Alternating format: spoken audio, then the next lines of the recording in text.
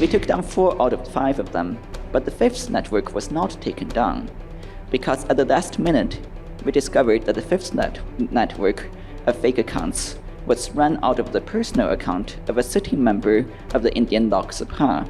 This would be the Honorable MP Vinod Sankar, who represents Kaushambi.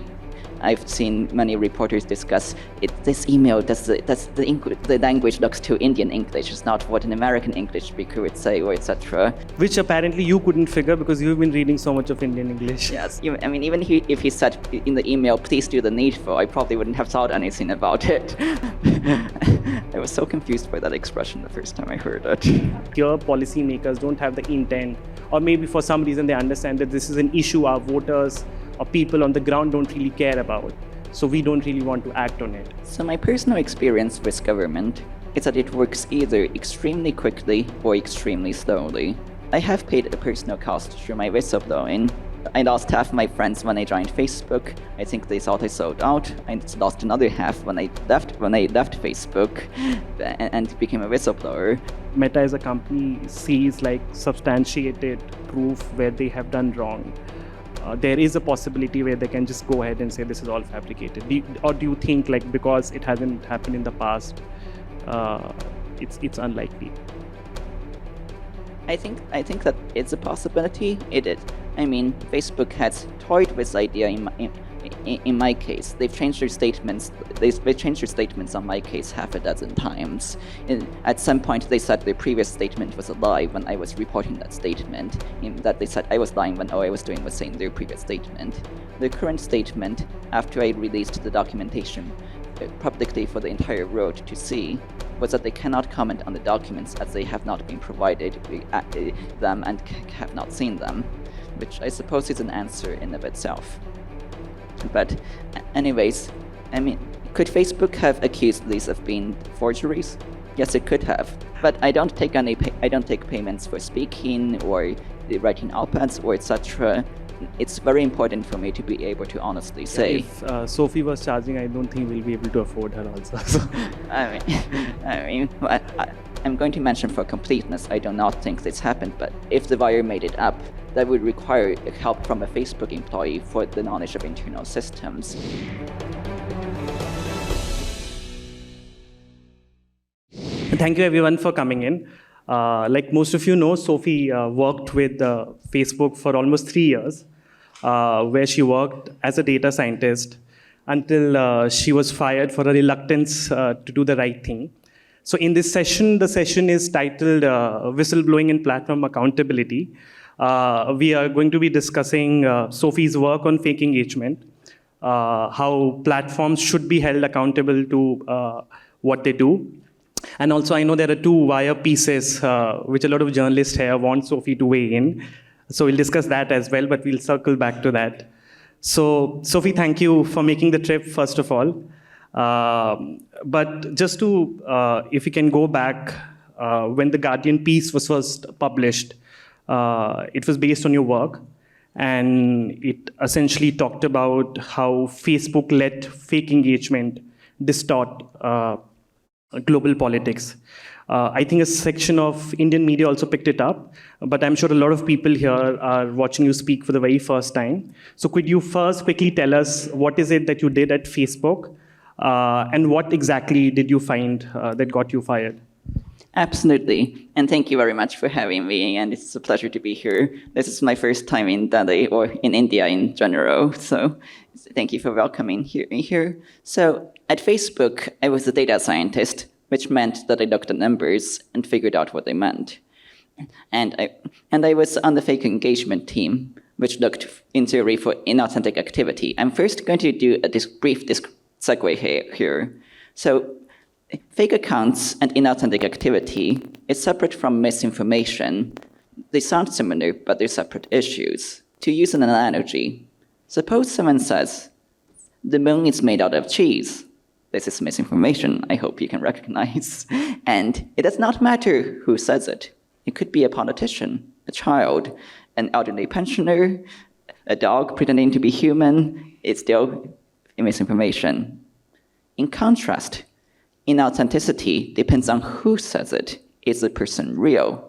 are you a real person, a real Indian, or someone pretending to be this person? Perhaps it's one person who pretends to be 60 at the same time. And if I set up 10,000 fake accounts that say the moon is made out of rock, there is absolutely nothing wrong with this statement. What is wrong is that I'm using fake accounts to say the message. In the same way, there's nothing wrong with voting for the Congress or BJP or app. What is wrong is if you set up 10,000 fake votes to fill ballot boxes with. And so anyways, that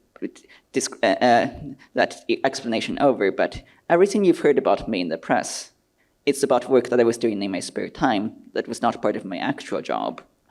The work that I did was in areas that were reserved for more important people. I did it because I believed it was important, because no one else was doing it, and because I thought it was my responsibility.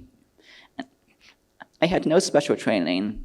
No one taught me on how to do this, and I'm not a super genius. But I found fake activity worldwide, including the most egregious cases were in Honduras and Azerbaijan, in which I caught both of those governments red-handed. They were not even trying to hide and were incessantly running giant IT cells of fictitious assets to mislead and harass their own people. Correct. So your work on fake engagement was not just restricted to India, but since we are all in India, could you just run us through what is it that you found was happening in India and what really happened when you first flagged it or reported it? Absolutely. So what I found in India was in the type of behavior not that egregious compared to other countries. What was egregious was Facebook's response, which was deeply unusual. So in India, I found 5 different networks of fake accounts that were supporting political parties and figures in India. And I want to be clear about terminology here. I say supporting because in many cases, we don't know who's behind them. We know who's benefiting, but not who's actually organizing it. And so of these 5 networks, 2 were supporting the BJP, 2 were supporting the Congress, 1 was supporting the app. So quite equal opportunity. And so when I raised them to Facebook, they were reluctant at first, but I pushed the issue and kept raising it. Facebook believes India is very important to it because it has 1.4 billion people. And so Facebook had agreed we would take all of these down. And we took down 4 out of 5 of them. But the 5th network was not taken down because at the last minute, we discovered that the 5th network of fake accounts was run out of the personal account of a sitting member of the Indian Lok Sabha. This would be the Honorable MP Vinod Sankar, who represents Kaushambi, and I understand is currently the sitting chairperson of the Standing Committee on Ethics in the Lok Sabha. And I had not realized that until I Googled his name much later. It was very ironic, and I'd never set foot in India before this week. I don't speak Hindi. In some ways, it was an advantage. I could be certain that I was not biased because I didn't know who any of these people were. But anyways, as soon as that discovery was made, Facebook went silent. They had already agreed to take it down, but they didn't want to act. I kept proposing, okay, we can take down the fake accounts and leave the MP alone. He won't want to complain about this. What will he say to the press? Facebook took down my fake accounts. He'd be laughed out of the room. But I couldn't get an answer out of any of them. It was like I was talking to a stone wall. And you think this intent to not act, was it maybe because Facebook lacked resources, they didn't have the bandwidth, or in your experience or how you saw it, do you think it has to do with the relations the company had with the government? And or they were scared of the blowback it will have if they actually do block those content? So in other cases where Facebook lacked resources, they would usually, for instance, make a decision and say, we don't have the resources to tackle this.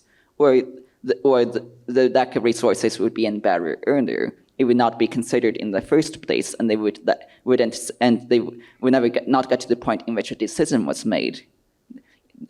The difficulty of takedowns in terms of resources comes in 2 parts. The most difficult part is finding who where the bad activity is. That's the hardest part. I did that all on my own. The second part, which is much smaller, is verifying that it's real and making a decision. That was also done by Facebook already. And so basically, they chickened out at the last minute, I suppose. And so this was a deeply unusual response.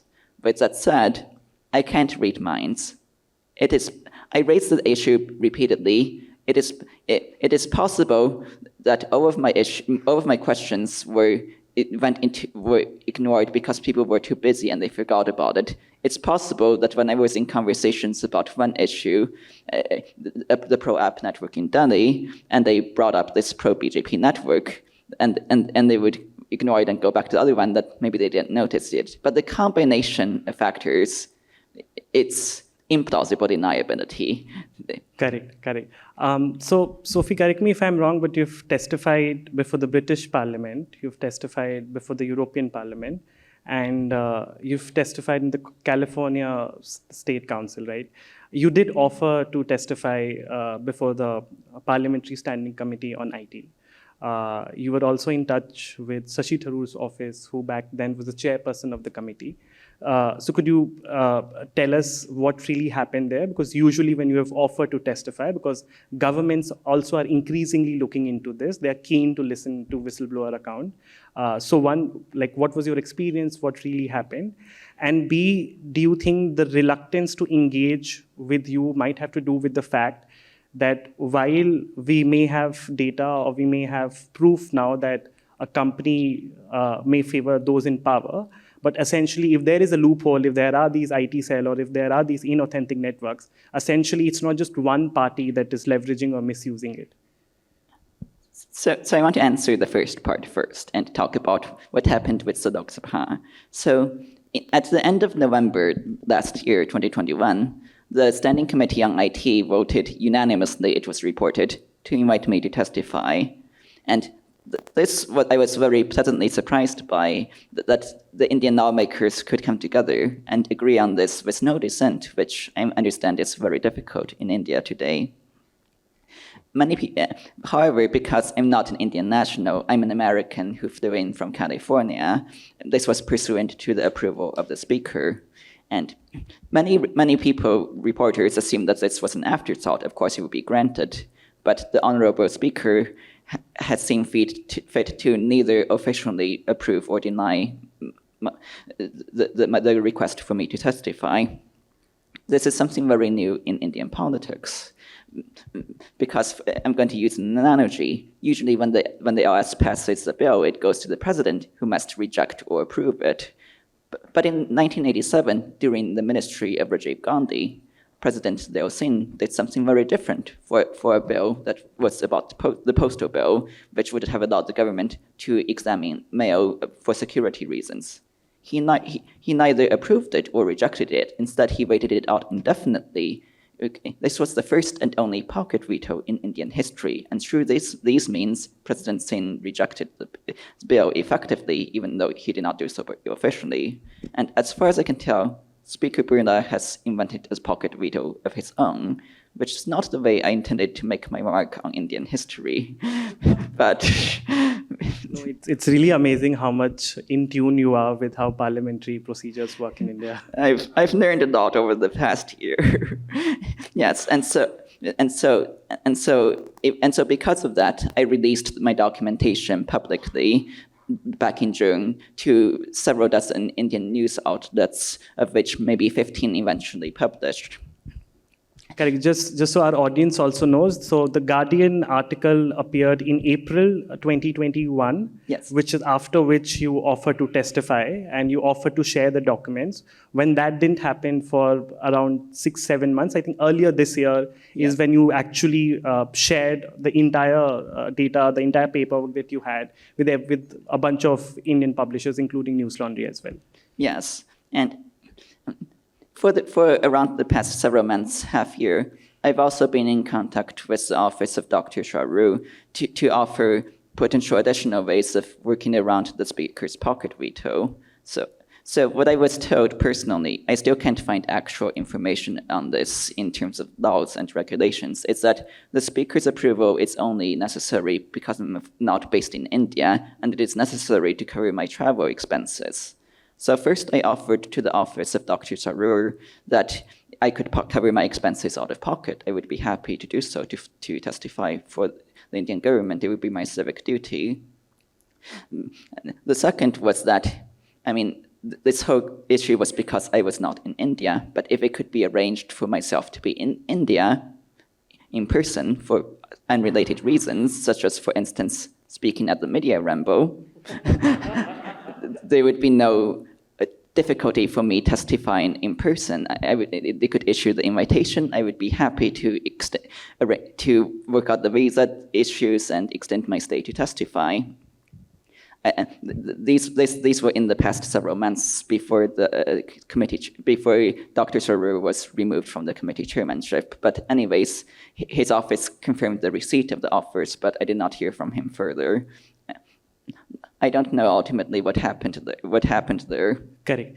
There were a bunch of both politicians and member of parliaments who actually went on record and said that we would love to have Sophie come down to the parliament. And I think Dr. Tharoor is one of them. If I'm correct, Derek O'Brien also went on record.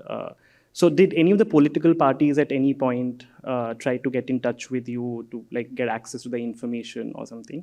And do you think, okay, I understand that we need the speaker's consent if you have to testify before the parliamentary committee, but did any of the political parties reached out and said, or maybe even members within the committee, because the committee has members not just from the ruling party, but also parties across the board, did people from the committee say, okay, you can't have an official deposition, but maybe 3 or 4 of us can get together and you can tell us what exactly data that you have, which can then push the speaker or the committee head to vouch for you coming down to India? The only member of the Lok Sabha that I have been directly in contact with is the office of Dr. Sarur. I don't think I've been contacted by anyone else, though it is, it's possible that they tried and I didn't see it, but I try to keep very good notice and so I don't think I've been contacted by anyone else. If they wanted me to testify, I'm sure the app could have arranged it in Delhi or Congress in Rajasthan or Trinumo in West Bengal for that matter. But to be perfectly frank, as far as I can tell, it does not seem at the very least to be a priority. Correct. And do you think this kind of indifference is unique to India? For example, you have testified in the British and the European Parliament.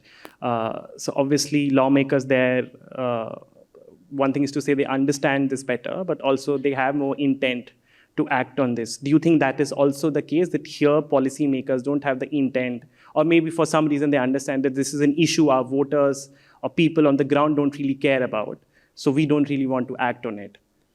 So my personal experience with government is that it works either extremely quickly or extremely slowly. With the British Parliament, for instance, I was contacted by MP Damian Collins, who's a Conservative who represents Folkestone and Heights in the British Parliament, and within 5 or 6 days, I was testifying to the British Parliament. It was very fast. They wanted me to testify about one of the bills in progress that is still being considered in Parliament, the online safety bill. In the European Parliament, this was back 2 years ago at this point, that I was testifying was publicly announced, but not the content of my testimony. This was back before I was speaking out publicly. And anyways, these are things different from India, however, because in those cases, I was not testifying about behavior that implicated either political party in Britain or the European or in the European Union for that matter, for the large part. I was testifying about dangers that they potentially faced, about the activity I found which reflected wrongdoing on part of a company and the wrongdoing in other countries, which is very different. In contrast, in India, I was very I tried my best to be fair and take down the fake accounts they found across the political spectrum. I caught on the BJP side, I caught MP Sonkar red-handed. On the Congress side, I caught 3 Congress MLAs in Punjab, although 2 of them have since switched to the BJP, which I understand to be a trend in Punjab. And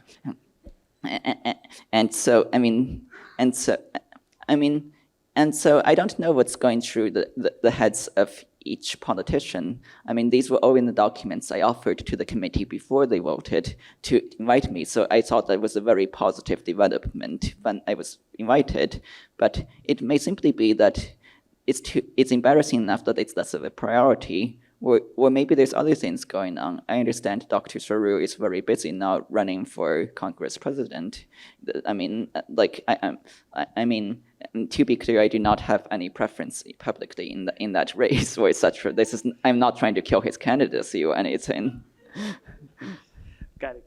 Earlier in the days, Sophie, we were talking about how you're a very unlikely candidate to be a whistleblower. You don't have a book deal. Again, something a lot of journalists will identify with. You don't have a PR company managing all of this. And obviously, I understand that if you do come forward with your story, you're obviously taking a professional risk.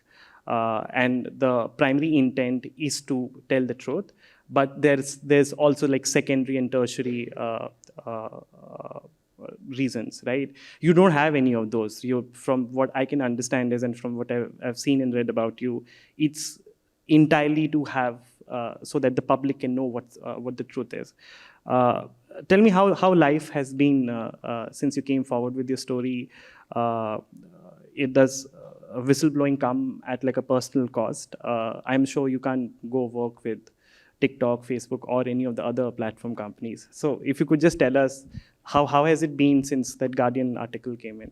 Yeah, it's definitely been very different. So I'm an extreme introvert who hates interacting with people and prefers to stay home and pet my cats. They're very good cats. I do not understand why anyone would ever want to be famous. But at the same time, most people do not want to wake up at 6 a.m. in the morning to go to their class, to go into a job, or etc., to travel to their job. But we still do it anyways because it's important and it's for a larger purpose. And that's essentially how I see speaking to the press. Sorry, no offense. No, that's okay. I have paid a personal cost through my whistleblowing. I lost half my friends when I joined Facebook. I think they thought I sold out. I lost another half when I left Facebook and became a whistleblower. And I haven't had a job since leaving Facebook. I mean, not for lack of offers or etc. It's simply that I don't think it would be ethical for me to find a job while I'm gallivanting off to India to speak at conferences or offer to testify or whatever. But you said that you don't think I could be hired at major tech companies. So I was given an offer from a major tech company back in last year that was retracted around the time Frances Haugen came forward. I don't know if any of those were. I don't know if any of those were related, but anyways, I have gotten people who want me to apply for their job or etc. And that's something I would like to look into eventually, if nothing else, so I have an excuse to stop talking to journalists. Sorry again. Got it. Yeah, but I don't take payments for speaking or writing op-eds or etc. It's very important for me to be able to honestly say. If Sophie was charging, I don't think we'll be able to afford her also. So. Yes, I charge. What do I charge? I charge this glass of water. Congratulations. Got it. So, Sophie, there's also Frances Haugen. There's, at least over the last 2.5 years, besides all the whistleblower account, there has been a lot of inquiries into how platforms work, how there's a lack of transparency as to how algorithms work, and so on and so forth. If you look back, do you think you coming forward with your story, or whistleblowers like Frances Haugen, do you think it has led to real change or like a difference within how things work in these companies? Or that's something that change do you think will happen in the longer run? So I'm aware of one concrete change that has happened at Facebook since I left, which might be related to myself. That change is Facebook has cracked down on internal communications not directly related to the job, which is a change that I think anyone who lived through the emergency would recognize, but it's not one that I consider to be positive, and we're moving in the right direction. Like, ultimately, I think that many authoritarian organizations tend to take it as a threat when an insider speaks out, or even just one of their citizens. If a Chinese citizen speaks out against the Chinese state, they're accused of being a traitor, of being suborned by the West, of being enthralled to some conspiracy, because they cannot genuinely believe that someone who grew up in the state would turn against them, that their rule is not perfect. And there is frankly a similar tendency that I see within Mark Zuckerberg. But ultimately, if there was a chance for Facebook to reform itself from within, that chance seems to have died, I'm sorry to say. Correct. But would you agree that at least it has led to more awareness, like more attention in media? At least like back in India, that this conversation is still like we are starting to have this conversation. So do you see that at least as a positive impact of your work and other whistleblowers' work? Yes, absolutely. I would like to think that it's much more talked about, though, frankly, as a silly American who was not paying attention to Indian press before I came forward, I don't have a basis for comparison. But in order to fix a problem, you need to know that it exists in the first place and understand that is going on. That was why I chose to speak out in the first place. And I see my personal role as providing information. It's certainly not upon me as an American to tell Indians what to do, simply to give the information I have and let you make your own judgments. And I don't think there has been any concrete governmental change based on my work yet, and that's a nebulous question that remains to be answered in the future. Correct. So I quickly want to ask your opinion on the Wire pieces, just so everyone in the audience also knows. So over the last 1 week, Wire has published 2 pieces, and I hope I get all the details rightly. The first piece essentially talks about how there were a bunch of posts, including a video where someone was spraying to Adityanath's, Yogi Adityanath, who's the UP chief minister's, his painting, and that there were a bunch of posts which were immediately taken down because Amit Malviya, who's the ruling party BJP IT cell's head, because he's reported it. The claim that has been made in the first piece is that Amit Malviya has something called the X-check or the cross-check, whatever you call it. X-check, when previously Wall Street Journal did their reportage and did analysis. X-check is essentially a system. There are millions of accounts which have this white labeling process called X-check. Essentially what it means is every platform or every company has a bunch of community guidelines, which if you violate, you're kicked out of the platform. The way it works is if you have that X-check label, action is not taken even if you violate those guidelines. So it's essentially like a safe shield that gives you a free pass to violate the platform. And in Wall Street Journal's reporting, there's enough data, enough reporting how political parties and politicians have actually misused and gone on to pass out misinformation on platforms. So the claim in the first piece was that because Amit Malviya has an X-check account, a bunch of posts, including the one that I mentioned, was immediately taken down. In response to that, I hope I get all the names right, Andy Stone, who's Meta's spokesperson. Okay, he said that this is not true. The account was taken down because we have a process where once you report an account, obviously you have AI that looked into that, and then that decision was taken through that automated process and not because Amit Malviya flagged it.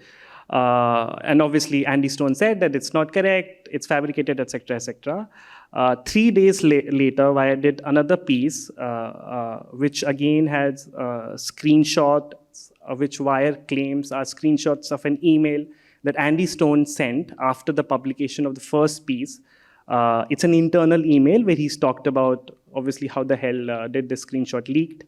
And obviously, he's given a couple of instructions of those managers things anyway.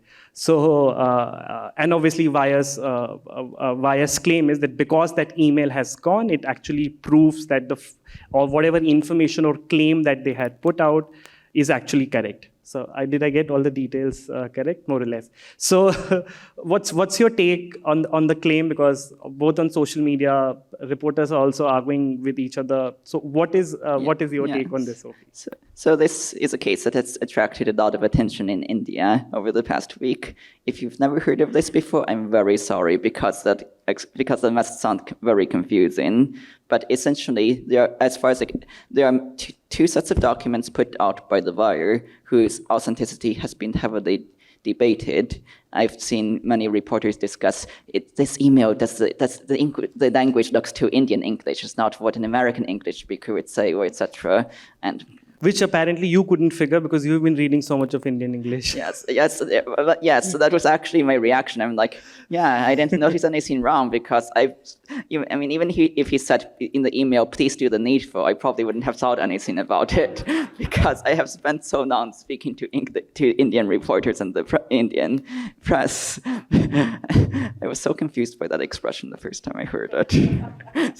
But Indian English is different from British English, is different from American English. I don't think there's anything wrong from it. But anyways, I can't speak on my expertise in Indian English. I don't have any. What I can speak about is, do the documents look to accurately reflect internal Facebook documents, systems-wise? And I'm sorry, and as I have publicly stated, there are a number of areas in which they don't match up with my personal knowledge of what Facebook systems looked like from the inside, how documents were written, the official names given for things like reviewing a case after an issue, etc. I was initially cautious just because I'd been gone from Facebook for 2 years, and a lot of things can change in 2 years. But since then, I've spoken with others, from people I know from Facebook, current and former, some of whom are still there, and say the systems have not changed in 2 years. These look fake to me too. Like, they aren't about whether they recognize the specific documents, but rather do the systems the specific documents are written in, the formatting, the style, etc. look correct. And I don't think there's a single former Facebook person who has publicly said that they believe these documents. I think I was the one who came closest. At the start, I was open to the idea, and frankly, I've worked with the Wire before. There's one of my op-eds published in December, but this whole saga is very confusing and bizarre, just because no matter what really happened, it basically requires a conspiracy of some sort. And what I mean is that the Wire has relied on they rely on multiple sources on which they have significant trust. It seems like they say they've met these sources in person, that they've for a long time, and getting multiple people to agree, it's much harder than a single person going rogue. If I wanted to convince someone, okay, let's agree to lie on this story, and you say this and I say this, and we don't mess it up. That's very hard. And yet, that is one of the most obvious explanations. Other explanations might involve the Wire's sources fell for a trap planted by fake documents planted internally by Facebook for leakers, which would require a lot of effort from within Facebook, a lot of people within Facebook to know about this for uncertain possible gain. Or maybe, and I'm going to mention for completeness, I do not think this happened, but if the Wire made it up, that would require help from a Facebook employee for the knowledge of internal systems, and it would also require a lot of Wire people, and they don't have the knowledge, and it would require more people, and it would take a lot of people again. That's people who could disagree, break the conspiracy, but ultimately it had to be one of these conspiracies, essentially, and that's the difficult part we're at. frankly, what it reminds me of is the case, I think it was a year ago, in which a reporter, Needy, I think she received what looked like a job offer from Harvard University, and turned out to be a false offer, in which some people had, for unknown reason, put in inordinate effort into convincing her that this was a real offer. And in a Bollywood movie, everything is nicely wrapped up at the end. You know the great explanation, and there's a song and dance. But in real life, this isn't a Bollywood movie, and we quite possibly will never really know what happened here. Like with the fake Harvard professorship case. No one knows what happens there. It's just, it happened. Who could have been behind this? We don't know. Why would they do this? We don't know. And that's it. That's the state a year later. And that might be the case for The Wire. Okay, I really think you're upselling Bollywood films, but... I'm very sorry. I'm very sorry. No offense intended. No, but so you've seen how Meta responds to whistleblowing accounts or inquiries.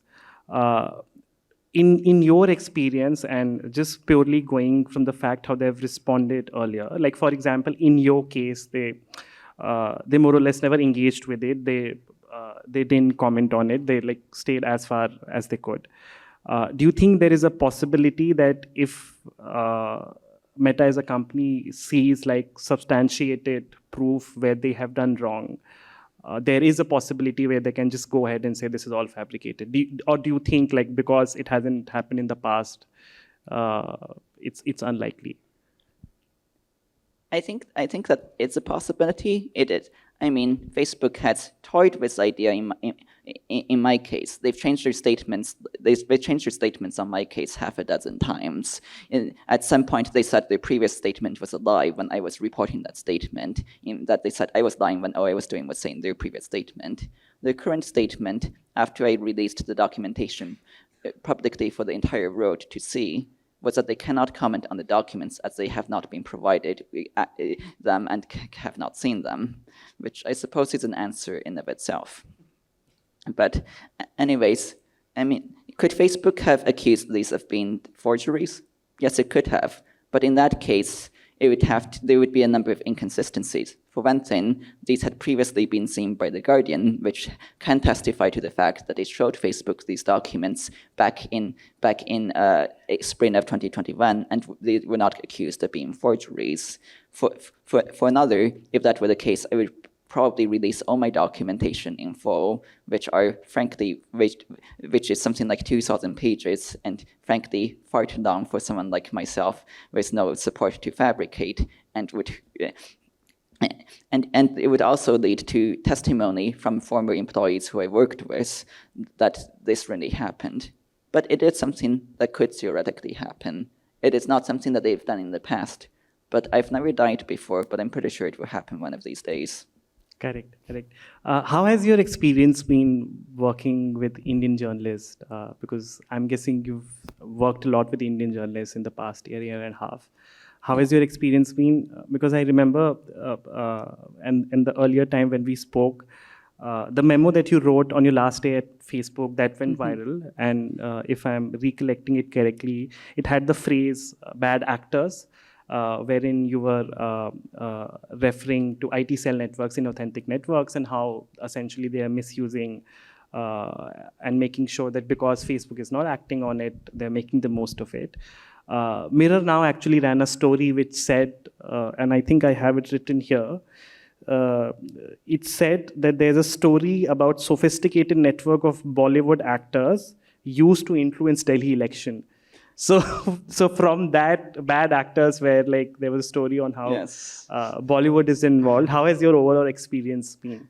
Is there a difference, like for example, if you deal with journalists in US and if you deal with journalists in India, is there a difference, or do you have to show more patience or anything? There's definitely differences. If nothing else, the cultural barrier and language, the difference. I mean, even if we speak English, it's not the same English. American English and British English isn't the same either. Like, here's an example of the latter two. So in American English, when, say, a piece of legislation is tabled, that means you put it in a drawer and forget about it forever. It's strung out. In British and European English, if you say a piece of legislation is being tabled or something, or a proposal is tabled, that means it's prepared to be considered immediately. And, and this is a very basic example, like the same language but separated across an ocean, and there's going to be differences, and they don't see Indian English any differently. Like, of course you speak English differently from the way it's spoken in the United States. No, but I mean in terms of intent to work on stories. Yeah, absolutely. Sorry. Like in terms of intent, and do you see a lot of interest from newsrooms and Indian journalists? Like, for example, when you actually did share all the documents earlier this year, like what was the response? Like, what were the kind of questions you got? Because from the looks of it, obviously there is a lot more reporting happening into how platforms are operating in US, in Europe, where in India, for whatever reason, it's still either rare or very less. And obviously there are multiple reasons for that. And one of it is also because digital newsrooms who are actually doing a lot of original reportage, a lot of times lack the kind of bandwidth that newsrooms in US or Europe will have. So in terms of intent and interest in those stories, is there a difference? There was definitely a difference in interest. It was very hard to get the Indian press interested at first, frankly. When I first came forward publicly with The Guardian in April of 2021, I think that was a mistake because The Guardian had very little presence in India and no Indian readership. And so there were no interviews published in India from that, or etc. Like there were two. Though you're wrong, Mirror Now did run that story. How Which one? Bollywood. No, the one that I earlier mentioned. How Mirror Now ran a story No. I mean, that was back when my memo was leaked. Okay. That not when I came forward publicly, but yes, when my memo was leaked, I used the word bad actors, which is a security industry term of adversaries exploiting the platform to do bad things. Times Now saw that, ran with that, and if you Google my name and Bollywood, you will find the article saying that I caught Bollywood red-handed. That was my first experience with the Indian press, personally, and I'm sorry to anyone here from Times Now. I'm sure you are great people and not all like this, but I did not know whether to laugh or cry when I saw that article. But like when I was not talking to anyone publicly at the time. I came forward with The Guardian, with a number of pieces, including one in India, about back in April 2021, and there was not much interest in India then, especially because I had the horrific timing to have came forward right when the giant COVID case spike was about to happen. There were two outlets that interviewed me, but killed the story because they were focused completely understandably on the fact that so many Indians were dying and getting sick and etc. And so I was basically forgotten up until September of 2021, and around a bit after Francis came forward. I don't know what really happened, but this is my personal guess as to what happened.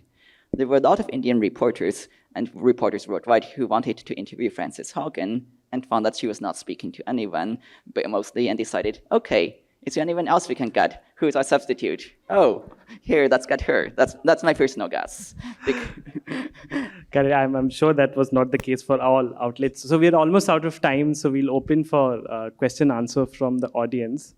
I can see somewhere, there. Manik here from Phosphites Media.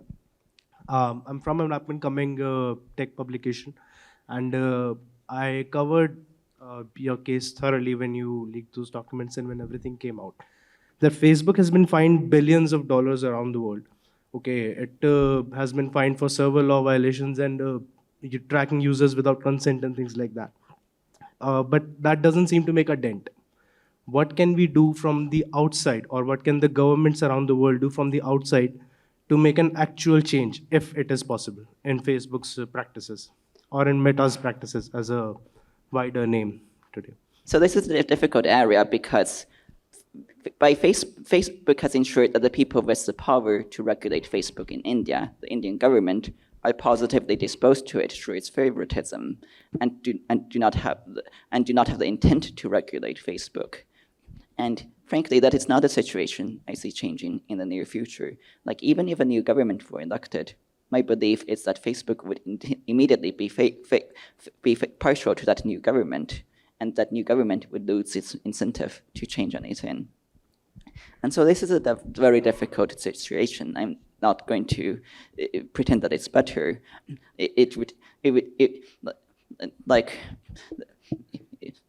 With regards to options, it's unlikely that anything will come from outside of India. Countries like the United States, like the United Kingdom, they are focused, understandably, on Facebook's impact in their own nation.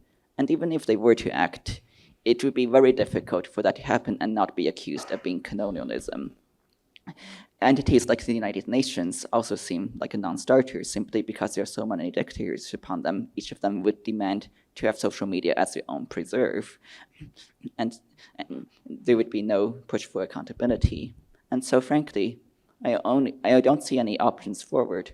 And that's the Indian people come together and demand that to happen. Like, I'm sure Mahatma Gandhi must have thought it was extraordinarily difficult when he chose to stand up and oppose the greatest empire on the face of the planet. I don't think there's anything that the Indian people united cannot achieve. It's just very difficult to get them all united on anything. But and I'm sorry I don't have an easier answer.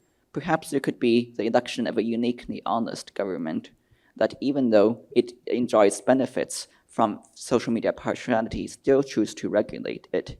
But that it would be, of course, very difficult. Okay, someone had a question here. Yeah. Who has the mic? Yes, please go ahead. Yeah. Hi, this is Admi here, and I'm from the WIPS University.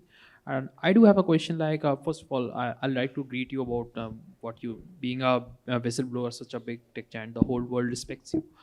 The question about the thing is that being a whistleblower, you know the ins and outs of social media and the world. What's the problem being faced by the common people? So, do you have anything in mind? Like, when we get to the social media, there's always Facebook products and all these stuff. So, do you have anything in mind which can probably be a great social media, or something you would like to be happening in with the social media?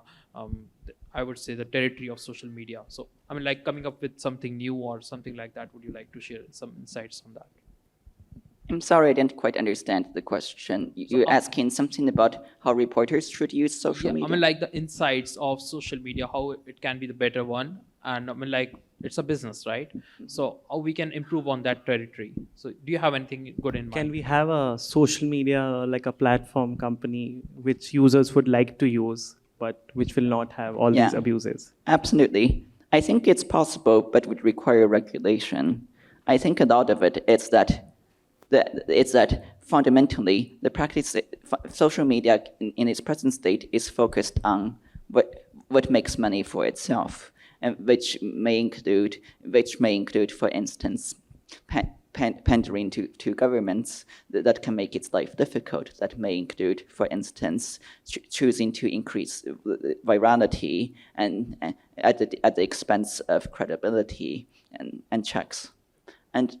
And so if a competing social media starts up that does not do it, it will face pressures to go in that direction, and it will necessarily be less profitable than the existing social media, and that is a difficulty. And so ideally, this is the case that would see governmental regulation, but unfortunately, I have just explained why that is difficult in India. I am very sorry to not be able to give you any easy answers. Yeah, go ahead. Yeah. So my question is a follow-up on the first one, actually. You painted a very bleak picture of what government will possibly not do, which we understand. But is there something that citizen interest groups can do, or there are other actors which can come out and, there could be something which they can do to act and prevent misuse of these platforms in the way that they happen in the current situation right now? I think that ultimately civil society and etc. should work on increasing awareness of these issues in the first place to the Indian people.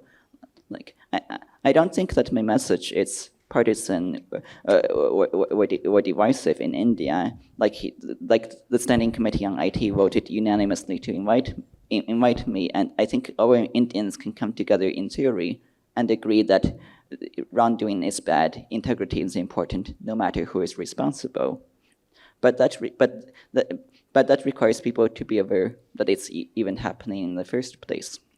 Like 50 years ago, the traditional media was responsible for what made the press. But today, social media has taken over that role. even when I was covered simultaneously in Times of India, Express, Hindustan Times, Deccan Herald, and Anand Bazar, Patrika, Mashrubhumi, it's so many more. Like, that's a who's who of the Indian press, but it didn't go viral, so it didn't happen. Like, ultimately, in order to change things, to fix things, you first have to understand the problem. And since it seems unlikely for the government to do so, it falls upon the common people, the Aam Aadmi of India, to do it themselves, and that means educating the fellow person. Great. Thank you everyone for coming in. Thank you, Sophie, for all your work and for all your courage. Thank you, Sophie and Chitranshu, for this trailblazing session.